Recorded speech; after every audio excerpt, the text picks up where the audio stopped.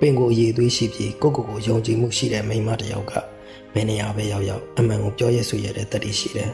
ကိုဘဝကိုပုံပြီးမိခိုရလောက်တဲ့အထိ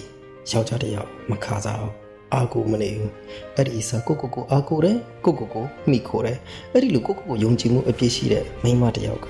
ကြုံလာသမျှလောကရန်ရဲ့အခက်အခဲကိုလည်းရင်ဆိုင်နိုင်အောင်အမြဲကြိုးစားတယ်မှန်တယ်မိန်းမဆိုတဲ့အမျိုးကအားနွယ်တဲ့အမျိုးဖြစ်တဲ့အတွက်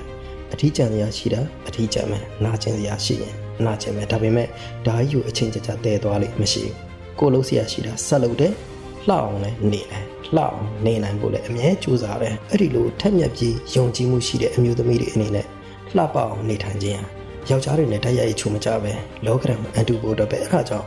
မိန်းမတစ်ယောက်ကဘယ်အသက်အရွယ်မှမဆိုတက်ရလာပါနေကိုအဓိကလိုအပ်တယ်ကိုပုံစံနဲ့လိုက်ဖက်တဲ့အလားတစ်ယောက်ဘယ်အသက်အရွယ်မှမဆိုပိုင်ဆိုင်ထားဖို့လိုတယ်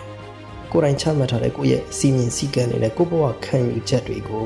အမြဲတမ်းမှုထားစောင့်သိယူသေးတဲ့အမျိုးသမီးတစ်ယောက်ကိုပေါ့ဝန်းကျင်ကလည်းအထင်ကြီးလေးစားကြတယ်အဲ့ဒါကြောင့်မိန်းမနဲ့လှပခြင်းခွဲထားလို့မရဘူး